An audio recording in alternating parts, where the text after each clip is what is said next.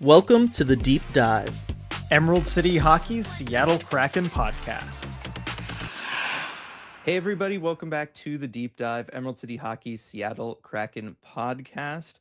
RJ, free agency's been open for the last couple days, and not much has happened for the Seattle Kraken. No, not really. It's been a quiet free agency, but you know what?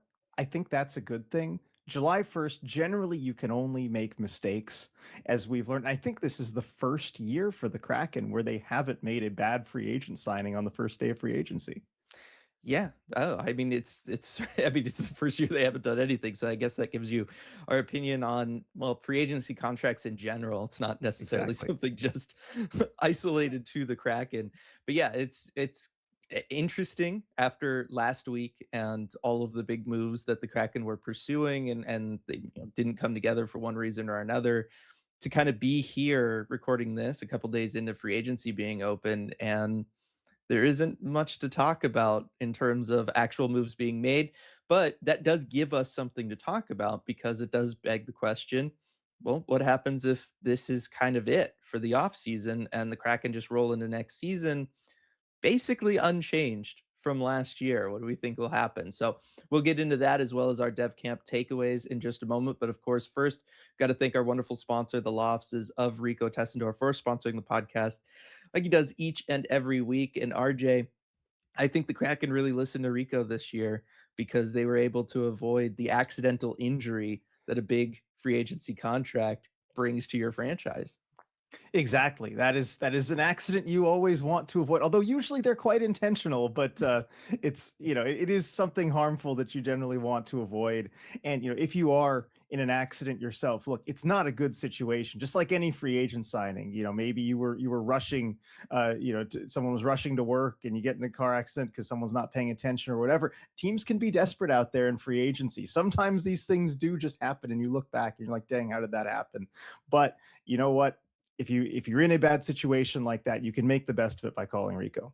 Yeah, I feel like the most dangerous thing in free agency is always the pivot, right? It's the last minute pivot, right? You think you've got something set up one way and then you've got to pivot in a different direction last minute. And those tend to be the contracts that you regret the most. It's just like when driving, right? How many times it's probably happened to most of us listening, but certainly I'm sure you've all seen it happening, right? Somebody thinks they're on the right track and then you realize last minute, oh wait, no, this is an exit. This isn't what I want to be doing, and then you've got that last minute pivot, something to always be cautious about. But if that scenario ever plays out on the road for you and an accident unfortunately does occur, you of course can call Rico. And while we hope none of you ever need his services, the odds say that at some point someone out there will be involved in an accident, whether on the road, at work, or anywhere in between. And when you are, we hope you call Rico at 425-778-9800 or visit his website, ricotessendor.com, to schedule a free consultation. He's won millions of dollars for his clients and helped thousands of people in the greater Seattle area. And as a fellow member of the ECH community, we know he'll help you too. So, Dev Camp, RJ, we'll start there. It was a interesting dev camp. It felt like the smallest dev camp, right? And at least in terms of the amount of prospects available. And that's probably because it was. This is the first year that really anybody with any claim to Coachella Valley ice time, past or future, just wasn't at dev camp. And so it meant that the overall pool of prospects was a little bit lower because a lot of those early drafts where the Kraken had multiple second round picks, things like that, those guys have all graduated to the CV level. And so it meant that we were kind of back down to a pretty skeleton crew group for dev camp. Yeah, definitely. And it did have a different feel to it because of that too. I maybe also that it just happened to be in the middle of the week and things were a little quieter, but it definitely had a different feel than other dev camps. And you look at marquee players to look at because every year, you have your eyes kind of focused on the first round picks, and you had Chase Reed, you had Jake O'Brien, but beyond that, it didn't feel like previous years also where at least there was one guy usually who kind of just didn't belong there because he was too good. And this year it felt like, yeah, everyone should be here. There's some good players, but this feels like a proper dev camp. Nobody's just dominating everybody else. Yeah, no, I definitely agree with that. It was interesting. Yeah, I think the midweek thing definitely played into it. I mean, the team didn't really do anything special this year, right? Like the barbecue no longer exists. There wasn't even a season ticket holder brunch. Um, like I just think that for whatever reason, the whole thing just felt very low key. And the Stucky Cup was still a lot of fun, and it was nice to see a really full crowd for that because the first 2 days of Dev Camp a little sparse in terms of attendance. And I think just the holiday coming up, the midweek, all of that stuff kind of plays into it. But Stucky Cup did have a full crowd. That was really nice to see. It was fun to have all that excitement there for everyone. But, yeah, overall, it was I don't know, it just had a slightly different feel than in years past, for whatever reason. I guess it was just the fact that also, right, what, it's like 16 players plus some goalies, so under 20 prospects that actually Yeah. participated. Like, it was just really, really light. Stucky Cup Also, won by no. go Oh, for it. sorry. Go ahead. I figured you were getting there, but I was saying no ELC signing at the end of it. Yes. Stucky Cup won by Team Blue, as they do every year, it seems like. Just so if you're a future Kraken prospect listening to this, or you're a prospect that you're gonna be back next year, try to get on Team Blue. That's the key to victory. But yeah, no ELC signing at the end of it for Chase Reed. Obviously, Chase Reed gonna be going to Michigan State next year, so just no contract in the cards. So kind of breaking with tradition there. Yeah, overall, just very different feeling dev camp. Yeah. Now I had an idea during this, and it's not really a serious idea, but I thought it'd be fun. Just have the MVP of that Stucky Cup scrimmage. They get to sign their ELC. And like, there's some seventh round picks competing. There are guys who would Mhm. not sign their ELC otherwise, or might have to wait on it or worry about it. Just have that be the prize. And I think it probably would have been from this year's draft class. Tomko, I think, would have been the MVP of that game. I mean, how fun would that have been? It would have been really cool. I like that, right? Get your signing bonus, right? Like that's a pretty solid incentive to go out there and play hard in the dev camp. And it was a pretty hard fought Stucky Cup as always. This year's prospect pool, because so many of the players kind of connected to CV or will be in CV next year, like a Julius Mietnin, weren't there. It meant that it was very defender and goalie heavy. So, especially when the top goalies are in there for the first half of the Stucky Cup, not a lot of action going on. I'm talking 1-1 game, right? Like it was very much a grinded out kind of affair, which is also very different to past Stucky Cups. And then because of how many players they had to go 4-on-4, 2 units of 4-on-4 per side instead of being able to play 3-on-3 like we've seen in the past. So that I think also limited some stuff. But no, overall, it was a good showing for a lot of people. Chase Reed was definitely my standout for Dev Camp. I mean, he came in and not just with talking to him, but you could just see it out there on the ice. The guy has so much confidence in his abilities, and he should because he has fantastic abilities. But he really showed up and looked like somebody who probably should have been taken higher than seventh in this year's draft class.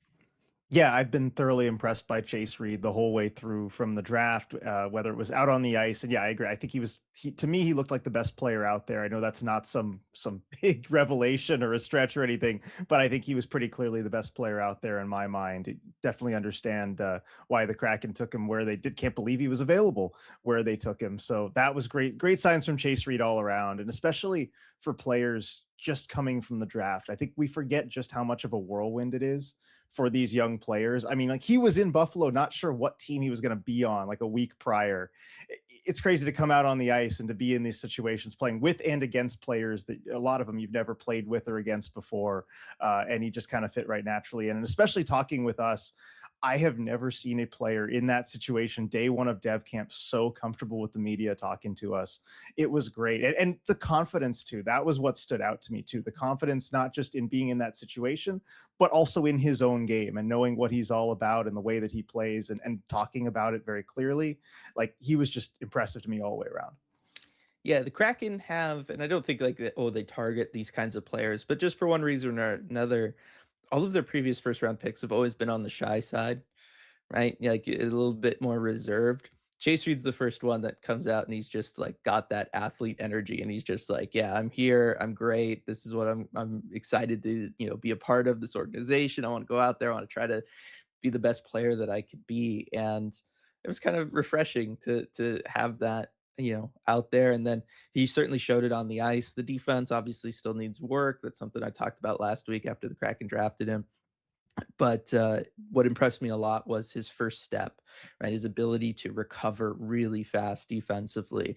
If he realizes that a play went a different way, he's able to put his skate in the ice and accelerate and get back into position really, really quick. He has that active stick. He understands gap control, and so his recovery ability is really, really awesome, which is, in hopefully he won't need it as much moving forward. His defensive instincts will just continue to get better and better as he's been working on them. But seeing that skating in person was really impressive, as well as his hands. Unbelievable hands, his ability to pick corners when shooting the puck, deke out goaltenders in breakaway drills those first couple days of camp. Really, really impressive, RJ. So yeah, I'm very excited for Chase Reed and to see what he does at MSU this year. Other prospects, it was exciting to see Bernier on the defensive side of things. He's been injured. It seems like every dev camp and training camp so far. So it was good to see him out there looking healthy, looking good. Excited about that. Fiddler looking, big, gigantic, great defensive instincts as always. I thought he looked pretty good in the Stuckey Cup. Fibiger looked really fantastic. Like again, this really was the dev camp of the defensemen. Yeah, lots of great defensemen standing out, and I think you hit on just about everybody that I noticed. Except I do want to mention a goalie. Low scoring dev camp. We saw that in the Mhm. scrimmage, but I think Kim Saarinen looked really impressive to me. And I know he's highly thought of as a goalie prospect, but just the movement in net, solid, very few holes. He did have one kind of soft goal. I mean, it was the only one he allowed in the first half of the Stuckey Cup scrimmage. I jinxed him on that because I was talking about how great he was looking, and then immediately that happened. So I'm going to take the L on that one. That's not his fault. But I was impressed by Kim Saarinen. Yeah, no, I was too. And it's just like incredible every year. Just get another usually Finnish goaltender in there who's just looks rock solid, and you're just like, where is he supposed to play moving It does, forward? it's a good problem to have. That's fine. And, shout out to Kraken Finnish scout Sasuhovi, who finds those guys each and every year, it feels like. Yeah, definitely, definitely.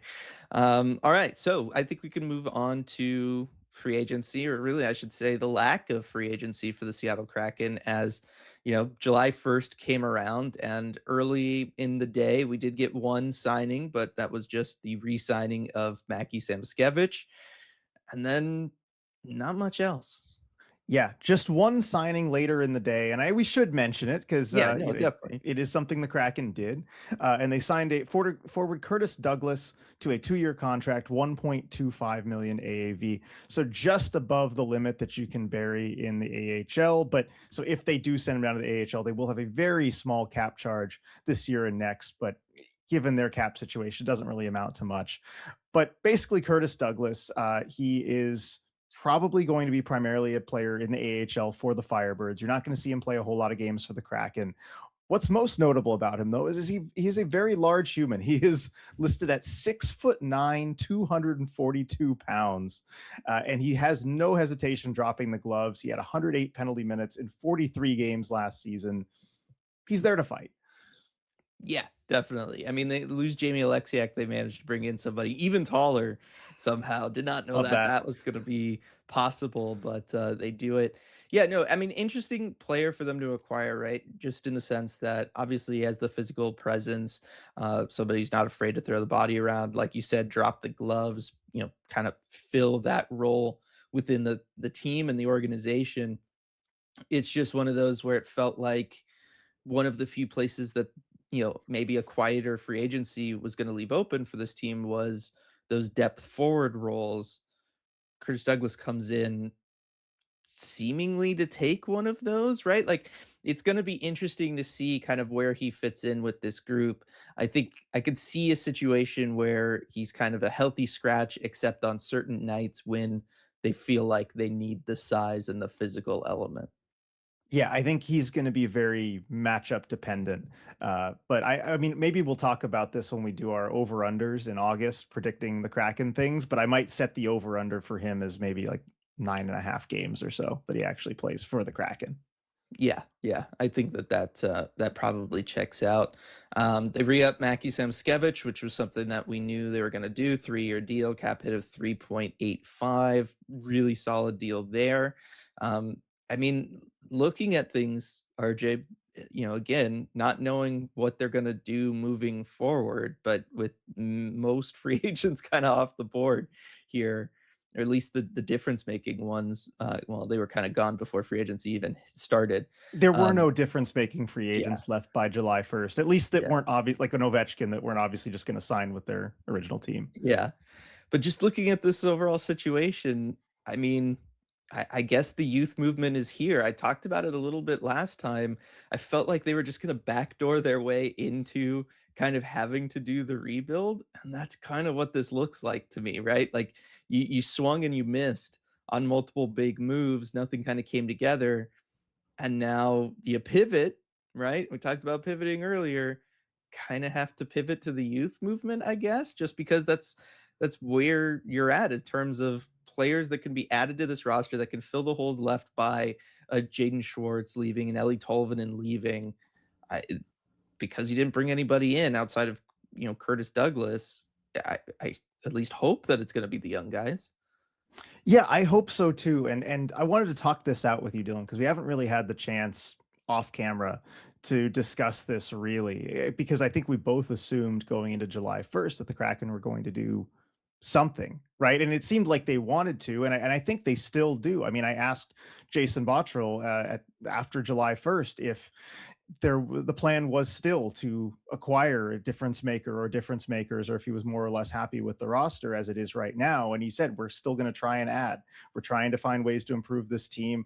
I don't think he's done looking. I think he wants to still bring in someone that's going to make a difference. At this point, I don't know who's realistically out there. There's still some names. I created a list that I shared on the Armchair GM stream, where list of guys, and I separated kind of into tiers of, like, really prolific guys, guys who are interesting, and maybe others that they should avoid. But there aren't a whole lot of names left. I mean, I don't think Philly's moving Michkov at this point. Columbus has communicated they're not going to move Marchenko before the start of the season. There's still the crazy massive offer sheet, Bedard or Leo Carlson ideas that we've thrown around, but I have a hard time seeing the Kraken actually going through with something like that. There's still a name like Matthew Nyes, maybe, but other than that, there's not a whole lot that they can do. And so I'm left wondering, like, are they going to still try and add something? Are they not? Because I would love to believe that they're pivoting to kind of the youth movement and doing all of that. I just still think they probably don't want to, and they're going to try and find a way to not do that. I agree. I just don't know what that move could be at this point, right? Or at least a move that isn't gonna be obviously a lateral move at best, right? And I think that that's something that, I trust Jason Bottrill not to do probably, right? Or like if he's gonna do it, it's only gonna be like one move. It's not gonna be a whole series of moves to ensure that this lineup is just stuffed with as many middle and bottom six forwards as possible. Mostly because you kind of already are. But I look at things and I think outside of a Shane Wright trade, I don't really know where a player is supposed to come in. Yeah, no, there's really no spots left. I mean, if you're looking at the forwards anyway, I mean, you could add a depth defenseman. That is just something Yeah, you could do definitely. if you want to do it. I thought they might do that via free agency. I thought that might be kind of the one move that they would look to make. But even then, that doesn't really move the needle much. That's basically just filling a role depth in the lineup. But yeah, as far as the forwards, and this is I talked about this on the Armchair GM stream too. You have 15, maybe 16 NHL level forwards already under contract, ready to go once you get Jacob Melanson signed. And of course, that's going to happen. Yeah, where do you move anybody in? There's really no room in this lineup. It's the kind of thing that if you'd have to make multiple moves. You would have to move out someone like a Jared McCann and then bring in somebody else to replace him. But it's late in the offseason to be able to do that sort of thing. I thought the Kraken might look to do stuff like that. But at this point, yeah, I don't think something like that is coming. And so I yeah, I think we might see just something more or less like this. And I'm having, you can tell I'm having a hard time wrapping my mind around this reality. Yeah, it's I mean, look, in fairness, it's because they kind of primed us for more than this, right? With the prolific offseason and all of that kind Yeah. of stuff. And again, right, you and I certainly, and I know some other people out there we had doubts as to, how prolific an offseason it could realistically be and all of that, but we definitely thought things would happen. And look, it's not for lack of trying, right? Obviously, Jason Bottrill Oh has yeah. been out there. Seventh overall pick was on the table. The Jason Robertson scenario. There's many things that happened that, for one reason or another, didn't end up working out for the Kraken. And that's, again, it's not for lack of trying. They did go out there and they tried. But now, looking at it, I don't see how you don't just try to roll this back, right? I don't see what else you could do, because the only other direction to go in would be to try to trade a Jared McCann, a Vince Dunn, guys that only have a year left under their contract. I just don't know that you're gonna really be able to get significant value back on them, or like equivalent value, right? Like, you're talking about lateral at best moves. Like, I don't know what you do there unless you were to trade them for futures at this point. Yeah, and that's the other direction you can go. And I guess the But way I see it, but do you really think that they would? Like, I don't think after all the talk this past year that they would pivot right now. I think that that's something you pivot to once the season started. I guess so. But well, this is where I have a problem with this because when you say, okay, I guess they're kind of pivoting to taking that step back and having the transition year, they're not really, if they are going to do that, they're not really doing it properly because you Yeah. lose a ton of value by not moving McCann or Dunn now, by waiting till the trade deadline to get something like that done. We saw how much less rentals go for at the deadline this past year, especially in the new cap environment, than when they do have a full year left on the contract and when you can kind of start talking extension in the summer with those players, or maybe even kind of work Mhm. out a sign and trade with those guys. And especially before September 16th, that's a key date because that's when the new CBA kicks in as far as contract limits, where Right. players aren't going to be able to get an 8-year deal anymore at that point. It's 1 year less on the contract limit starting September 16th. So that's another deadline that you kind of have if you're going to move those guys. And I think in order to actually do that properly, you have to make a decision on McCann and Dunn before that date to either extend or to trade them if you're going to get full value. And certainly if the offseason's played out the way that it has and you want to pivot, that suggests that maybe you should move them prior. And also, those are guys that I hate to say it, but like you look at where the team is right now, those are guys that are going to keep you from a top 5 pick or from potentially a Landon DuPont or one of the guys at the top of the draft next year, because Dunn and McCann are very good players. Mhm. They are. They're going to keep you from being at the bottom of the league, and maybe that's kind of what you want. You don't want to be that bad if you're Kraken management, but then we're just headed for yet another repeat of last year and the year before that and the year before that, where they're bad, but they're not bad enough to actually get a difference maker to get them out of being so bad. And so I worry that they are kind of headed in that direction and that we are headed for a repeat of last year because you're not really picking any path. And if you'll let me talk just for a little bit longer, because Yeah, I go want to for get it. on to the communication element of it too. And this is, I guess, what's bugging me a little bit. And Dora, I'm not trying to hammer the org again here because we did enough of that last week, but I just it's the communication that I can't get over because I don't know someone in the media covering this team, and I'm sure as fans listening to this, I don't know what to expect from the team even at this point. I'm gonna mention a couple quotes here from Jason Bottrill. This is on July 1st at the end of the day on the presser that he did. And I'm not sure if this was in the same answer or whether it was like in consecutive answers, but it was within minutes of each other. And here I'll just mention the quote. And this one is kind of about the marketplace with trades and free agency. So he said, we've talked about it throughout the summer, right? I think most teams, and ourselves included, that's where you're going to improve your team. It was never going to be a focus on day one of free agency. It was going to be a big area for us to really make a lot of adjustments. I still think, you've seen a lot of trades. I think there's still going to be quite a few trades throughout the summer from that standpoint. We're 3+ months before our first game. So we'll keep looking at different opportunities to improve our group. That says the arrow is still pointed up. They're still going to try and swing a trade. They're Mhm. still going to try and improve the group. They're not happy with where they are right now. Here's another quote, again, within minutes of this. That's part of the reason why we had a comfort level in re-signing Bobby McMahon. Not only what he could do on the ice, but how he interacted with some of our younger players like Berkeley Catton. That's why we had a comfort level there. I think you're just realizing in this sort of new landscape, the importance of, we talked about it a lot, but the importance of internal development. You have to develop your own players and hopefully eventually sign your own players to have success in this league.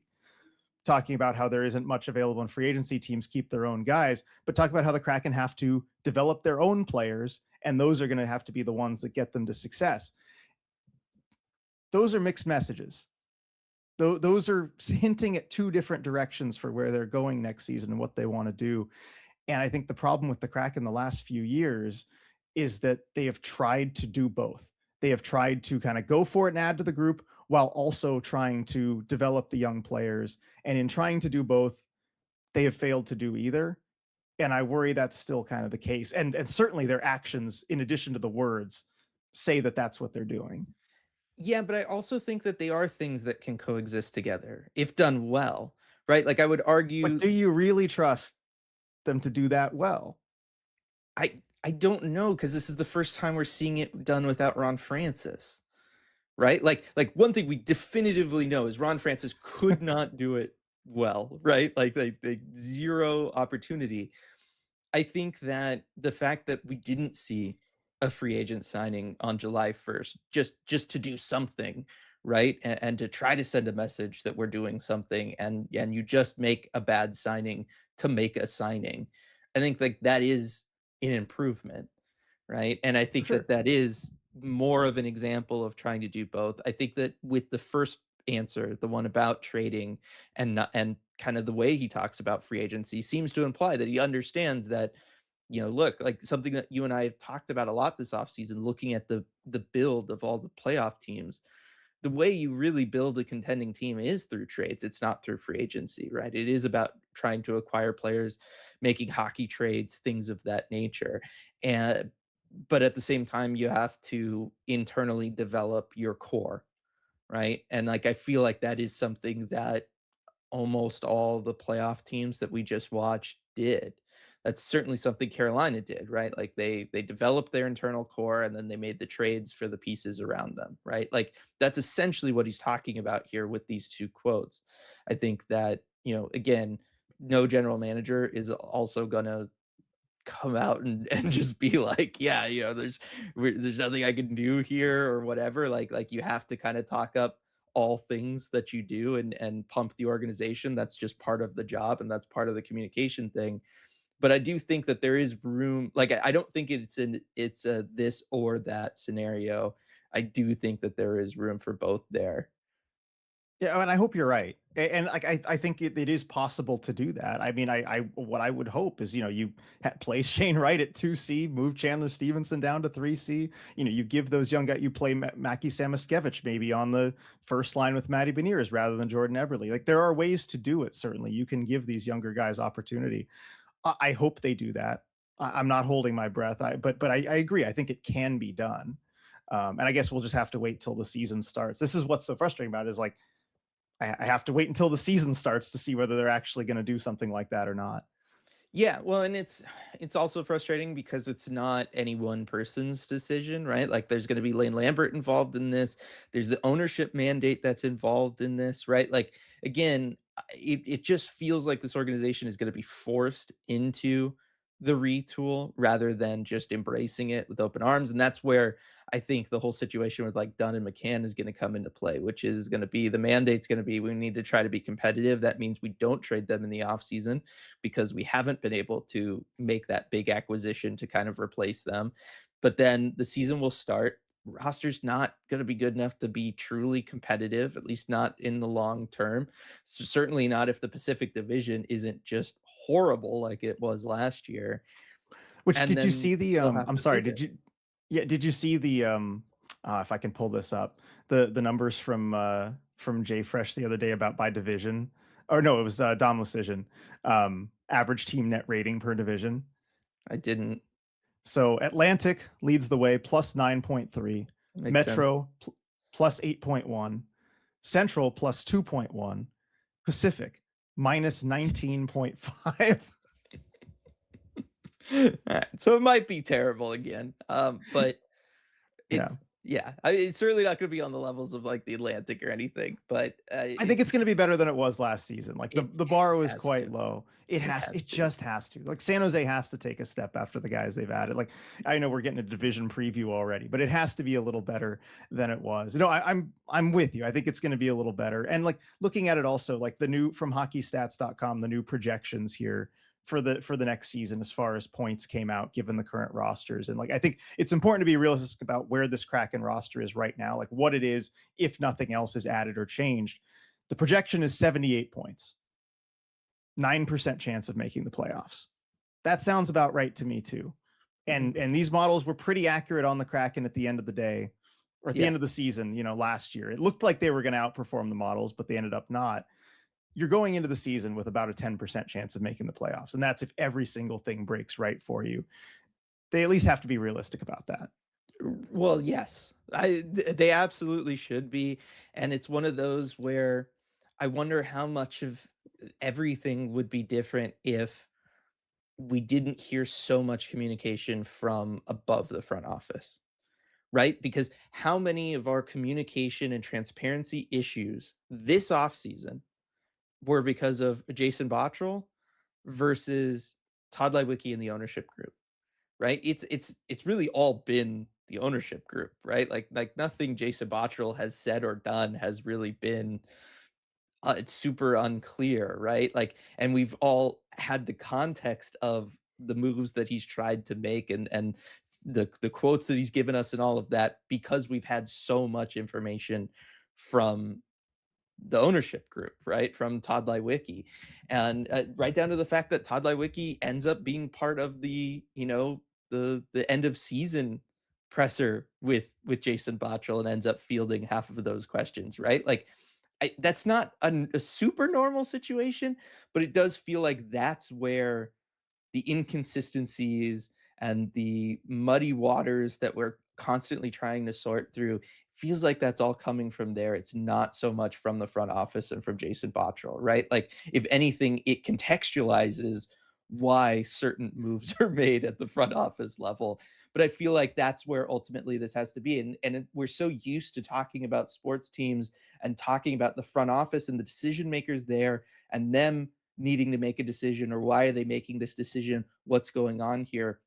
This does genuinely feel like it's a problem from above the front office when it comes to all of this. And when you talk about needing to realize where they're at, it feels very much like that's a ownership group thing rather than a front office scenario. I think Jason Botcher would be just fine if the mandate was, yeah, go ahead and retool this year. I think he'd have no problem moving Jared McCanavant's done right now for futures and retooling. Like I think he'd be totally cool with that.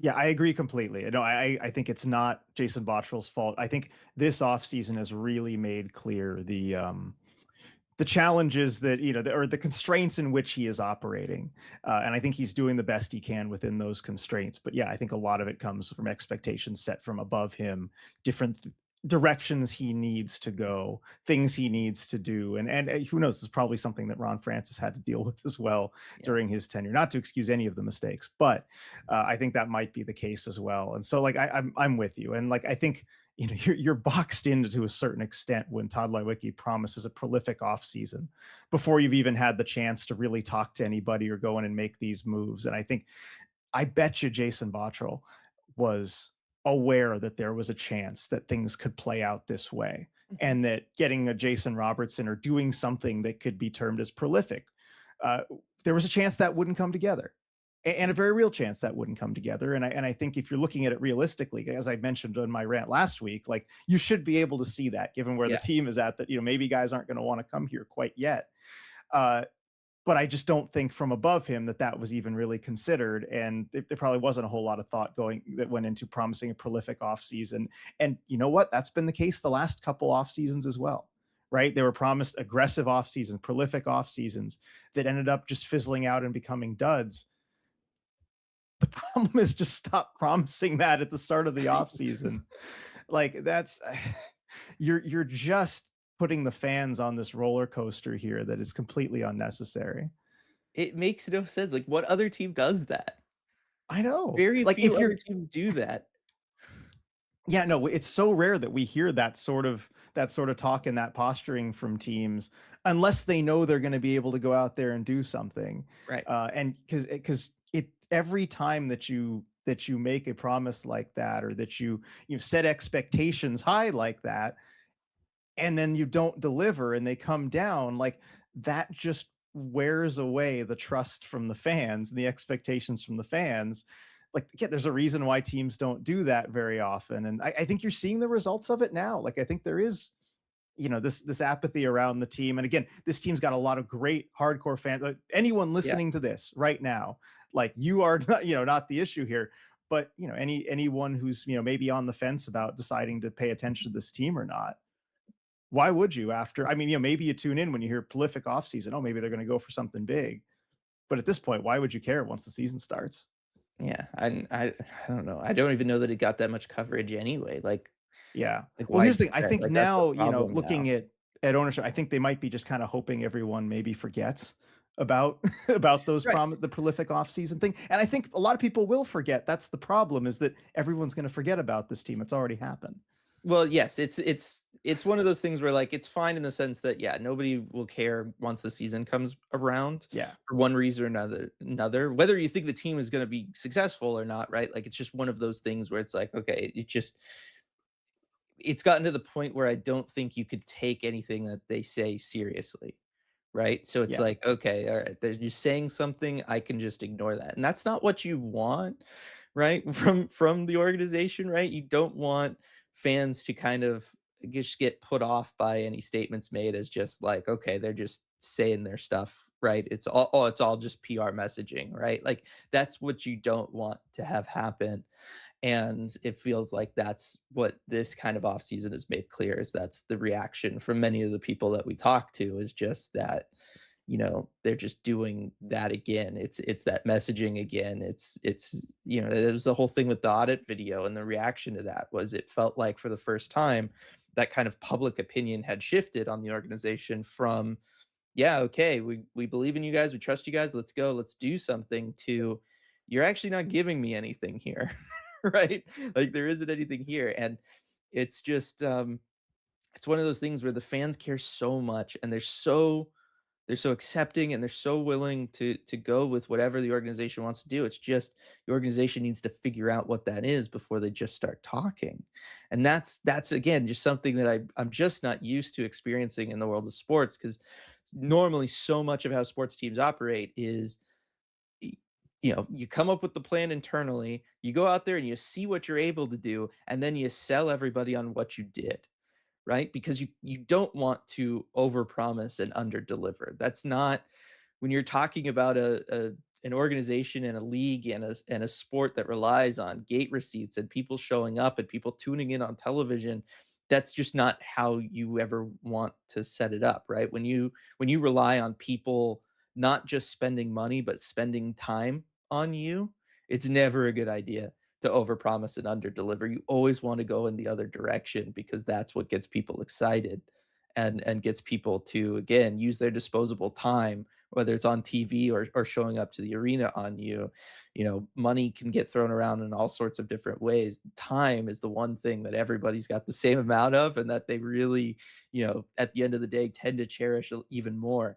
And that, I think, is what the team is starting to struggle with. Just when you look at how full the arena was last year, the TV situation, like, it feels like that, it's just people not dedicating their time to the team in a way that they were before.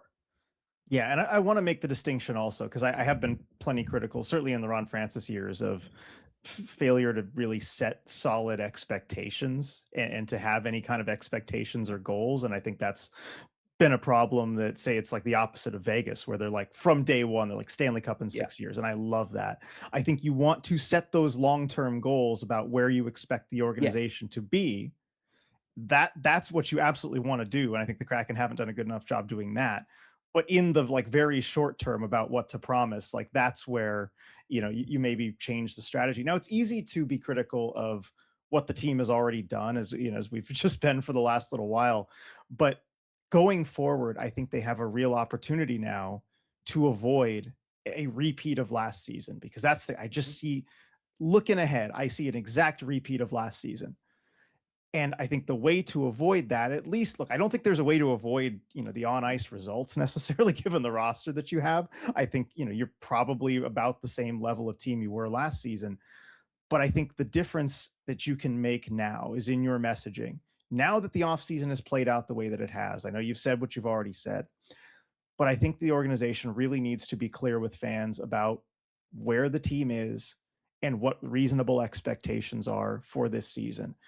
I think they need to be clear about it being more of a transition year, about focusing on developing the youth and not have the same kind of messaging that they had last season. Where, remember, at the start of last season, they were talking about, we think this team can make the playoffs this year.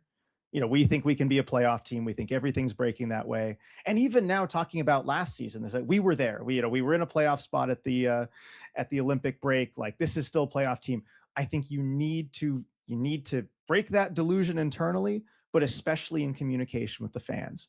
As I just talked about, this team is projected, and I think will be projected by just about every model and betting odds and everything implied, to be roughly an 80-point team, have a roughly 10% chance of making the playoffs at best.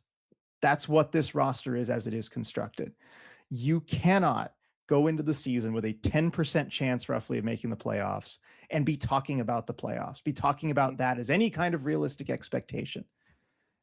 That's the way to avoid the mistake of last season, because I think last season hurts a lot more because the team was talking playoffs going into it, knowing, as I think anybody should have known, that there was, anybody outside Seattle knew that there was not really a realistic expectation that that was a playoff team.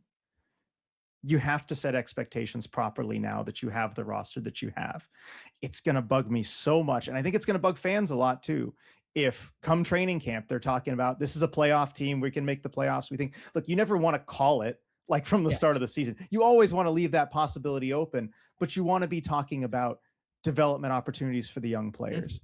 You want to be selling, those guys, young guys developing, the hope for the future, that sort of thing. You want to be leaning into that instead of talking about trying to make the playoffs this year. And you'll see it in the decisions too that like Lane Lambert makes, and you make with the roster. Like, you don't want to be selling out like you did last season, burning the first few months of the season and the development opportunities that would have presented, just trying to sneak into the playoffs when it's not realistic. I'm just hoping to avoid a repeat of last season in basically every way. Yeah, again, it's also different because like there's going to be different expectations based on the person speaking, right? Like Lane Lambert is going to talk about trying to win hockey games, Of right? course. Like that is I'm his not job. talking about him. I'm Right. talking Right. about top of the Yeah. org. And Well, Bottrell's been fine. Lambert's been fine. yeah. I'm talking about above them. Yes. Right. Which again, just stop talking, basically, right? Like you don't Yeah. even need to be saying like what the actual expectations is. Probably just stop talking altogether. Right? Like At this point, yeah. just let the hockey people talk about the hockey stuff and where the team is at when it's appropriate to be talking about the team. Right? Like I think that that's realistically their best scenario right now is to just let Lane Lambert do his media availabilities, right? We'll hear from bots one more time during training camp and then not again for a little while, right? Like just let them talk about the actual situation that is existing at that time and just let it go from there. Right? Like again, yeah, nobody's gonna say that they have zero chance going into a season, right? That's a very rare depths of rebuild territory scenario that this team isn't quite in. But let them talk about things, like, at least from the front office standpoint about, yeah, as Bots already kind of is starting to pivot to, we're gonna have 6 players under the age of 23, 23 and younger on this roster, right? Like, let them talk about those things. Like, let that be the message going into training camp is that, look, we did get a little bit younger. Yes, we brought back guys like Bob McMahon, but we got a little bit younger, and we're going to see how these guys develop, and we're going to give them these opportunities. Let Leighton Lambert talk about, his systems and trying to grind out low event games and all of that kind of stuff, right? Like, just let that be the narrative going into the season. That's how you set appropriate expectation is by really just letting the hockey people talk about the hockey team. Yeah. No, I think that's a good strategy and a good way forward. Just don't yeah, I don't want to hear anybody, above, Bottrell talk about playoffs. Mhm. Doesn't mean you have to say anything else. Just Right. don't set those expectations from the start. Because at the end of the day, then that's if you do, that's how you're going to be judged.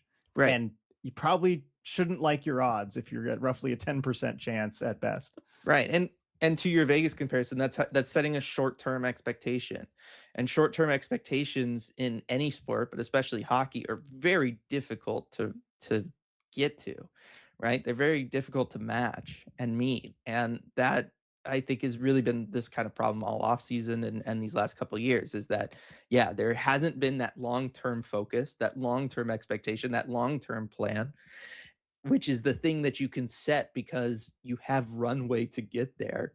Yeah. Instead, it's constantly these like little incremental things and that it's just the whole thing is too volatile when you're talking about sports that are going to be happening live in a sport as randomized as hockey. You just can't count on that. Or you're talking about an off season where you don't know what the trade market and the draft and free agency is going to really lay out until after you've got there. You can't be setting benchmarks for those things. It's just not something that really anybody does. Like I can't think of anybody else who does that. No, not in that short term of a sense. Like that's I think you can absolutely, and what I would love to hear too is like we want to be a consistent playoff team, as in making the playoffs every Yeah. year. In start, by in 3 to 4 years. Like that's what Mhm. you're 3 out from now and you're 4 out from now. We need to make the playoffs both of those years. We need to be on a Yeah. track where we're doing that every year. Like I would love to hear something like that because at the end of the day, too, you need those long-term expectations on which to judge the Yes. front office and everyone who's doing their jobs. Like the thing I do not want to hear, and I worry that we will, like it'll be 2030 and they still haven't made the playoffs. And they're like, well, we're not going to rebuild. We're still building. We haven't built anything yet. We still need to build. And it's at that point, it's, been 9 years, that you don't want. But as far as the short term and with the seasons, and again, you don't even need to like give in the short term for 1 year like a set goal unless you're like a cup contender where it's like yeah, cup Yeah. or bust Cup kind of thing. contender is a different That's story. totally different. Yeah. But when you're at this stage, right, you know you just you want to talk about a direction, Mhm. at least be clear about a direction too, like with the young guys or whatever. Only talk about like one of those like developing the young guys. Don't talk about young guys and playoffs or whatever. Just be clear about a direction so fans know what to expect. Right, right. And it felt like they were trying to do that, but then they were again, it was about stuff that involved other teams. You can't do that when you're talking about, a prolific offseason and thinking about trades. You never know what's gonna happen there, right? With the other team, there's other pieces involved. You can only make promises on what you control in-house. Yeah. And that's where promises for off seasons tend to fall apart and become a problem is because you're talking about free agents and people, that have their own teams and can make their own decision and then they can pivot last minute based on how the landscape changes, trades and how that's all going to go down, right? Like nobody could have predicted some of the trades that happened that week leading up to the draft this year. Right? Yeah, it Like was it crazy. was crazy how everything developed in some of the moves that we saw. You just can't count on everything breaking your way when you're talking about 31 other teams and a bunch of free agents. You And just can never count on that. Yeah, and that's the beauty of the other direction, the kind of step back transition year develop. You can control whether you 1000%. give Mackie Samoskevich the opportunity to take that next step, right? You can absolutely control that. You can control, in a sense, whether you get another high draft pick to build into your organization, maybe be one of those centerpiece guys. You can control, whether you bury Shane Wright on the third and fourth line or see what you really have in him. You can control all of those things. That is 100% something that you can do and you can do. So when you promise it, great, it's easy. It's easy to follow through on that particular promise. Right, exactly. So, we'll see. I Yeah. last in terms of going back to the roster real quick, just to Yeah. kind of close out on this, right? It feels like they're probably done outside of maybe, like you said, right? We get a depth defenseman thing. Do you think we see a Shane Wright trade? Because that still to me is the one thing that feels like it kind of is going or has to happen this offseason is just a move on from him. Even if they are going to embrace youth and have a lot more guys developing, it just feels like Shane Wright's time in Seattle has to be over. I hope so. For Shane Wright's sake. I hope that there's still that coming. It's not a good situation, and I don't think the crack certainly from every all their actions and their words, I think they've shown that they don't really have an interest in developing him properly. And so at that point, I think it's best to move on from him. Where I'm skeptical about them actually doing it, though, is I don't think you can really sell lower than where you are right now. And I think what the Kraken really would have wanted to do was use Shane Wright as a piece in a larger move to go and get a Mhm. better player. I don't know where that trade is right now. I don't know where you're going to find a move like that. And so I think what you would have to settle for is maybe trading him for a player in a similar situation who could also use a change of scenery, another high draft pick that maybe hasn't met expectations. And I just don't know that that's something that the front office is willing to pull the trigger on and is willing to do because it's certainly not ideal. I think it is. Like, I think that's where the situation is though, right? Like, is that it's better for all parties if you just move on at this point. And yeah, a hockey trade for somebody else that needs a fresh start works because I don't think that there's a scenario where you can give him 2C responsibilities and it works out here in Seattle anymore, right? Like you mentioned earlier. Like, I don't think Not with this embracing the youth coach, no. movement, like, it's not going to work in the Lane Lambert system. And quite frankly, it looked like he kind of quit last year, right? Like not Yeah. to like, the Kraken have done plenty to kind of get this situation to where it has been, but like Shane also has to take some credit for where things have gotten here too.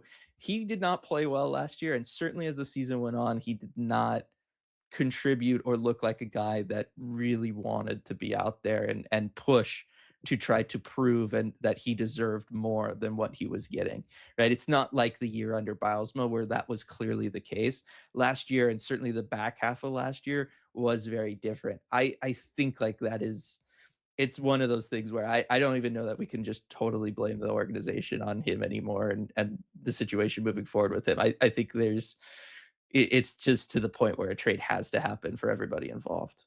Again, I would hope so, but I'm just not holding my breath. I don't know. Maybe that's more of the pessimist in me, but I think I look it should, but I think it would have to be one of those types of deals. So maybe we will see something like that going forward. I mean, as far as other moves, like they're not moving McCann and Dunn at this point. It would have made sense to do that pre draft if they were going to do it. Um, I could see them maybe still signing a depth defenseman or something, or trading for a depth defenseman or something like that. I don't think the big offer sheet thing is going to happen, whether to Bedard or Carlson. Like I don't see that. Um, there was some other thing I was going to like potential move I was going to talk about going forward, but I don't. I mean, there's still so. Guess there's the other thing, and this is I think worst case scenario is they make some trade or some move for just a middle six forward, like they sign Mantha or they trade for DeBrusque or whatever, just something else they can maybe sell to fans. I'm hoping they don't do that. That I think would be the worst of the options they could do. But I actually have confidence in Bottrill that he's not going to do that. The fact that he didn't go out and sign someone in free agency day one makes me think that he's going to avoid a mistake like that. Yeah, it doesn't seem like he's in favor of doing moves just to do moves, and that's, such a It's huge refreshing. win. That's such a huge win for the organization. Like, you don't have to just make a move to make a move. That I think was really big, and I was very happy to see on July 1st was that, nothing really made sense for them out there, and so they just didn't do anything, and he seemed to acknowledge the fact that they have plenty internally, right? Like, yeah, if something like that doesn't make sense for us, we'll just stick a young guy out there and see what they do, right? Whether it's a Mackie Samoskevich, whether it's going to be, Oscar Fisker Molgard, it's going to need opportunity. And that's where I also feel like the Shane Wright move could happen. You've got so many centers. You have Yeah. so No. many centers. You can afford to just move Shane Wright out of town just to kind of get him out of town, right? Like, you don't have to wait for some home run trade scenario. Like, it's not going to actually affect the lineup that much. No, it really. I basically what it does is it opens up. If you want to play Berkeley Catton at center, it opens up a spot for him Yep. there. And then if you keep Berkeley Catton at wing, it opens up a spot for Oscar Fisker Molgard. I mean, heck, I think for a time being, look on this team. If you're not going to be a playoff team, try him out as a 3C. See what he can do. Molgard, yeah, absolutely.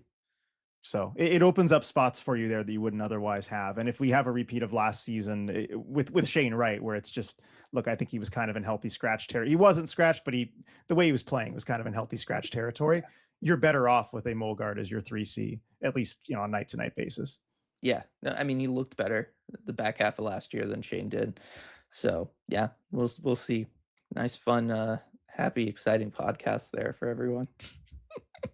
Dev Camp. Remember Chase Reed. I Chase know. Reed, Chase Dev Camp. Chase Street looks so legit. Like, I can't wait to see him at MSU, and then after that, I could just jump maybe straight to the NHL. A lot of it's gonna come down to how much time he gets at MSU. I really do think that, right? Like, if he's able to be, like, their guy next year, and it's gonna be competitive, it's a good team. They get lots of top prospects going into there. If he's able to beat them out and be, like, kind of the guy for MSU or one of the top guys on the blue line for them, I think that he's gonna get so much development out of that, that then you can maybe really start looking at him, long with the Kraken next year. Otherwise, Coachella Valley, right? Assuming the whole 19-year-olds, you get one spot and they're able to play their thing shakes out, which Well, Dylan, you actually can assume it here because breaking news as we're recording let's this. go. Yes, this from Alex Doherty on Twitter. I've been told NHL teams received correspondence recently that the 119-year-old in the AHL rules is official now. It was an MOU before, but now it's set in stone. So that will make 19-year-olds eligible to play in the AHL. I think that's going to be big news for someone like Jake O'Brien. Definitely. I imagine he's got to be the guy for the Kraken this season, and I think it's going to be really good for his development, especially with the whole season to kind of ramp up and everything Mhm. instead of getting thrown right into the Calder Cup playoffs as he was. I think he looked a little bit in over his head there. Do not blame him one bit. That is a tough assignment, but now he's going to hopefully just kind of get the training camp, everything to ramp up, and have. I think that's the perfect spot for his development right now. It really is, and you saw that, like, during that stretch when he was thrown into the playoffs, like, his instincts were good, right? Like, he would go to the net front pretty consistently. It was just then he was 18 and he would get, tossed around there, but, like, it didn't stop him from going there. Like, he really showed that, like, he understands what he needs to do offensively and, like, just like he did, this week at Dev Camp, right?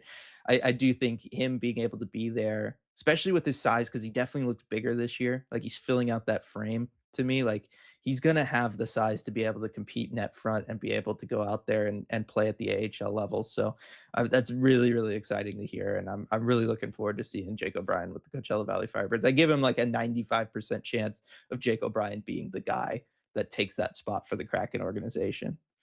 Yeah, I think it has to be him. So good to close it out on some good news Yes. here. And you know what? I know it's hard to do, maybe counterintuitive to do, but let's also celebrate the things the Kraken didn't do.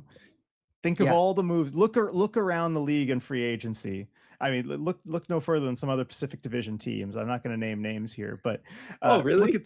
Yeah, no, I'm This will be the definitely not one going to time name you names. don't Feel free, you mention it, those can. San Jose Sharks? I'm not going to say that, but why would I not say that? But anyway, um, look no further than some of the other teams in the division and see the kind of things the Kraken could have been up to, and it's good that they weren't. Right.